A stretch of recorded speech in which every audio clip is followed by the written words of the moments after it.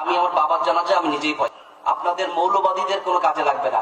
ওই পড়ালেখা কিছুই জানে না হবে, সেটাকে আমি মাদ্রাসায় পাঠাই। এদেরকে এই যে বিনা পয়সায় পড়ায় আর বিনা পয়সায় মগজ ধুলাই করে। রাস্তার পাশে টেবিল নিয়ে বসে যে দান করেন, কোরবানির চামড়া দান করেন, অমুক দান করেন। এইসব দান করে আমরা কি সৃষ্টি করছি? আমাদের টাকায় চলে, আমাদের জমিতে থেকে বাংলাদেশে অবস্থান করে আপনি বাংলাদেশের বিরুদ্ধে কথা বলবেন? আপনি যদি বাংলাদেশের সংবিধান, বাংলাদেশের আইন না মানেন, আপনার কাছে তিনটে অপশন আছে। এক অপশন উল্টা পাল্টা করবেন, হাত ভেঙে দিব, জেল খাটতে হবে। দ্বিতীয় অপশন হচ্ছে গিয়ে একেবারে চুপ করে থাকবেন, বাংলাদেশের ইতিহাস, বঙ্গবন্ধু স্বাধীনতা নিয়ে কোনো প্রশ্ন করতে পারবেন না, চুপ করে নিজের জীবন যাপন করবেন। আর 3 নম্বর হলো, যদি আপনার বাংলাদেশ পছন্দ না হয় তাহলে you are welcome to go your পেয়ারা পাকিস্তান। আপনি আপনার পেয়ারা পাকিস্তানে চলে যান। মুক্তিযুদ্ধ সপক্ষে শক্তির অনেকের ভিতরে একটি ডাউট আছে। সে ডাউটটি হলো, বঙ্গবন্ধুকে জাতির পিতা বলা হয়, তাহলে ইব্রাহিম আলাইহিস সালাম কি? ইব্রাহিম আলাইহিস সালাম মুসলমান ধর্মের জাতির পিতা, এই ব্যাপারে কারো কোনো ডাউট নেই। আর বঙ্গবন্ধু হচ্ছে বাঙালির জাতির পিতা। তো বাঙালির জাতির পিতা মানতে কিছু লোকের এত কষ্ট কেন? 71 সালের আগে তো কায়েদে আজম মোহাম্মদ আলী জিন্নাহ জাতির পিতা ছিল। সেই সময় কি ইনারা কথা বলেছেন যে কায়েদে আজম মোহাম্মদ আলী জিন্নাহকে জাতির পিতা বলা যাবে না, ইব্রাহিম আলাইহিস সালাম আমাদের জাতির পিতা? এটা তো তখন বলেন নাই, এখন কেন বলছেন? এখন এই কারণেই বলছেন যে আপনারা হচ্ছে সেই সব রাজাকার আল বদর আল শামসের পুত্র এবং সন্তান। ওই যে 20, 25, 24% ভোট স্বাধীনতার বিরুদ্ধে পড়েছিল, ওই তাদের আন্ডা বাচ্চারা এখন জন্ম নিয়েছে আর তারা এখন এসব বলছে। এই যে যারা এখন বক্তব্য দেয়, ফতোয়া দেয়, তাদের বাচ্চা ছাড়া কি করতে দেখেন তো? তাদের বাবা তো স্বনামধন্য রাজাকার ছিলেন।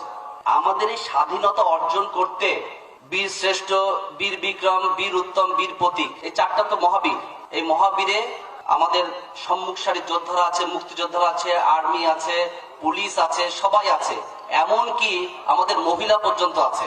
কারণ শুনেছেন যে কোনো মৌলবাদী আমাদের এই 4টা শ্রেণীর মধ্যে আছে? কারণ তারা থাকতে পারে না, কারণ তারা মুক্তিযুদ্ধের পক্ষে ছিল না। সেদিনকে দেখলাম একজন বলছে যে থ্রেট দিচ্ছে যে আমরা জানাজা এবং মিলাদ মাহফিলে নাকি তাদের ছাড়া হয় না। এক হচ্ছে মিলাদ কোনো ফরজ ব্যাপার না, আর জানাজা আমি আমার বাবার জানাজা আমি নিজেই পড়াইতে পারি। আপনাদের মৌলবাদীদের কোনো কাজে লাগবে না। ওই যারা মনে করে যে আপনাদের ছাড়া কিছু হবে না, তারা কিন্তু অন্যের রাজ্যে বসবাস করছে। কোরআন কিন্তু আমরাও পড়েছি, আমি কোরআন শরীফ 4 বার খতম দিয়েছি, 5 ওয়াক্ত নামাজ কিন্তু আমিও পড়ি। তাহলে আপনি বলার কে আমি বেহেশতে যাব কি যাব না? বেহেশতে যাওয়ার টিকিট কি আপনি আমারে দিবেন? আরে আপনার বেহেশতে আপনি যান। সো এই যে কিছু মৌলবাদীরা আমাদেরকে বেহেশতে পাঠানোর, আর এই পুরুষ মানুষকে ওই হুর পরি পাবেন আপনারা, এই ভয় দেখায় আমাদের এইসব ব্যাপারে আন্দোলন উদ্বুদ্ধ করছে। মুক্তিযুদ্ধ সপক্ষে শক্তির মধ্যে কিন্তু আজে বাজে লোক ঢুকে গেছে, যেটার ফল কিন্তু এই যে আপনারা পেয়েছেন।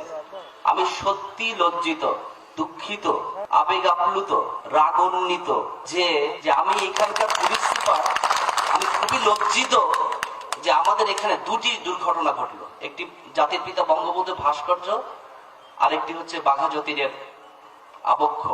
বঙ্গবন্ধু মানেই স্বাধীনতা, বঙ্গবন্ধু মানেই বাংলাদেশ।